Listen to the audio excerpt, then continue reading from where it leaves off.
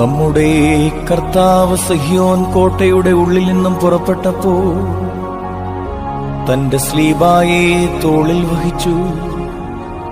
സങ്കടത്തോടെ തന്നെക്കുറിച്ച് കരയുവാൻ എബ്രായ സ്ത്രീകൾ കൂട്ടമായി കൂടി.